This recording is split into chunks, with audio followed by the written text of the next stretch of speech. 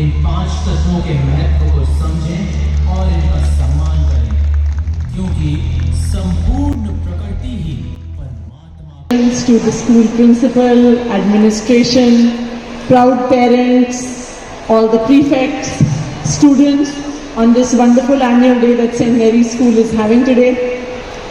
Annual day एक ऐसा मौका होता है जब साल में एक बार पेरेंट्स को अपने बच्चे जो साल भर में कर रहे हैं स्कूल में उसको देखने का मौका मिलता है। और कुछ दिन पहले मैं एक स्कूल के एनुअल डे में गई थी तो मैंने उनसे भी यही शेयर किया था, आपसे भी ये शेयर कर रही हूँ। मैं भी एक दिल्ली के ही स्कूल में मैंने अपनी पढ़ाई की है और मुझे एनुअल डे के बारे में 2 चीज़ें हमेशा याद रहती हैं। एक चीज़ ये याद रहती है कि बच्चों को महीने महीने तक रिहर्सल करना पड़ता था इस एक दिन की परफॉर्मेंस के लिए। So I hope that everyone appreciates all the effort that the students have put in. जो दूसरी चीज़ मुझे याद है जब हम स्कूल में होते थे कि चीफ गेस्ट बहुत लंबे लंबे भाषण देते थे और हम बहुत ज़्यादा बोर होते थे। So with that memory I have therefore resort कि जब भी मैं किसी स्कूल या कॉलेज में जाऊंगी मैं छोटी सी स्पीच दूंगी कि बच्चे घर जाके ये ना कहें कि चीफ गेस्ट ने बहुत लंबा और बोरिंग भाषण दिया।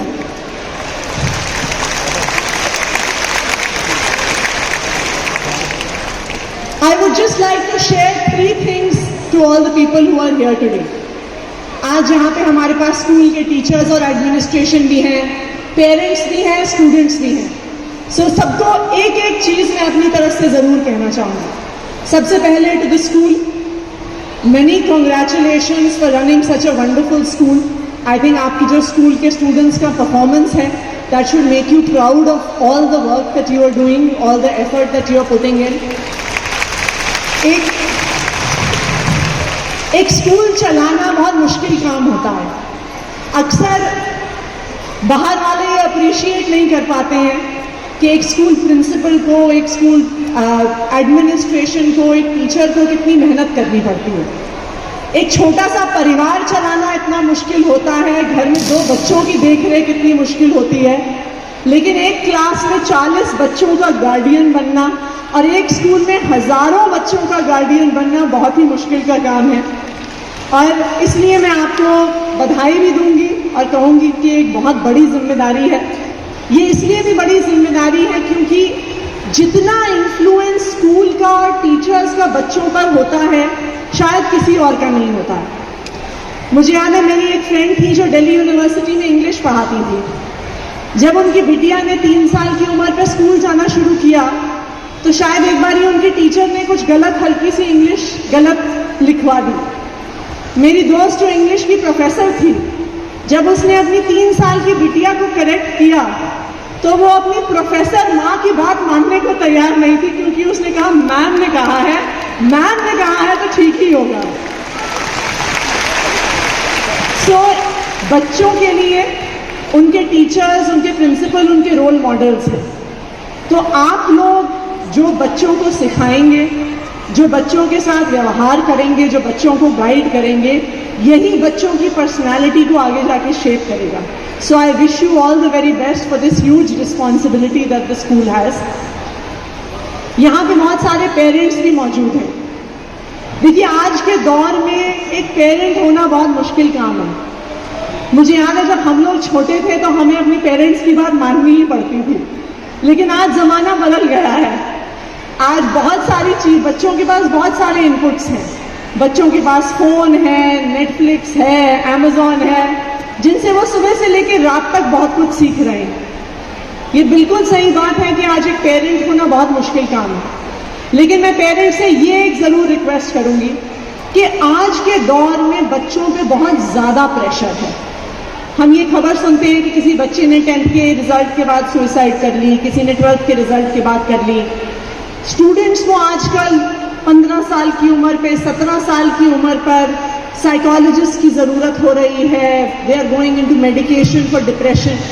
तो सब मेरा पेरेंट्स से ये एक रिक्वेस्ट रहेगा कि बच्चों पे बहुत ज़्यादा प्रेशर मत डालिएगा।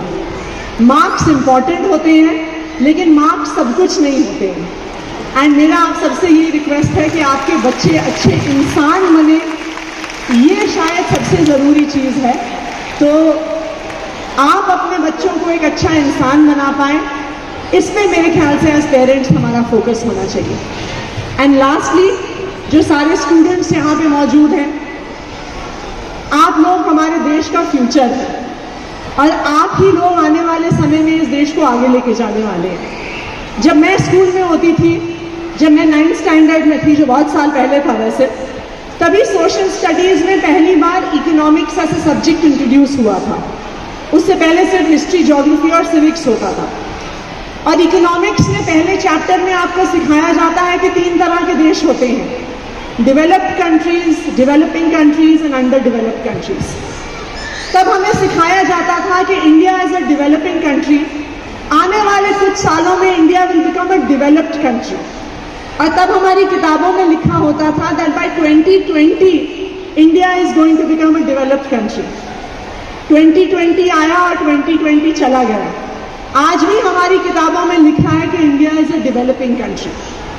हमारा देश पिछले 20, 30, 40 सालों में बहुत आगे पहुंचा है। जब मैं आप लोगों की उम्र की थी, तब जो भारत देश था, आज जो भारत देश है, शायद उस देश को हम पहचान ही नहीं पाते। लेकिन अभी भी हमें बहुत आगे जाना है। बहुत सारे ऐसे बच्चे हैं, आप लोगों को अच्छी एजुकेशन मिल रही है, लेकिन बहुत सारे ऐसे बच्चे हैं देश भर में जिन्हें आज भी अच्छी एजुकेशन नहीं मिलती। आज भी हम अपने देश में पढ़ते हैं कि किसी हिस्से में कोई एक व्यक्ति अपनी पत्नी को 50 किलोमीटर उठा के लेके गया क्योंकि उसे हेल्थ केयर नहीं मिली। बहुत सारे ऐसे यंग लोग हैं जिन्हें नौकरियां नहीं मिलती। तो आज हमारे देश को आपके जैसे लीडर्स की जरूरत है, जो इंडिया को ना सिर्फ एक डेवलप्ड कंट्री बट दुनिया का नंबर 1 देश बनाएंगे। ये आप लोगों की जिम्मेदारी है। देखिए, हमारे देश में टैलेंट की कोई कमी नहीं है।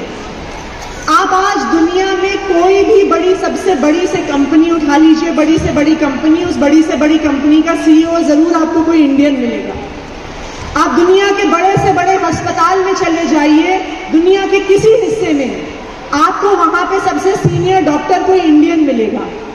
आप किसी भी सॉफ्टवेयर कंपनी में चले जाइए, वहां पे सबसे बड़ा इंजीनियर, वहां पे सारे इंजीनियर्स आपको इंडियन मिलेंगे। आप किसी रिसर्च लैब में दुनिया में कहीं चले जाइए, आपको सबसे सीनियर साइंटिस्ट वहां पे इंडियन मिलेगा। तो आज दुनिया में हर फील्ड में इंडियंस नंबर 1 पोजीशन पे हैं।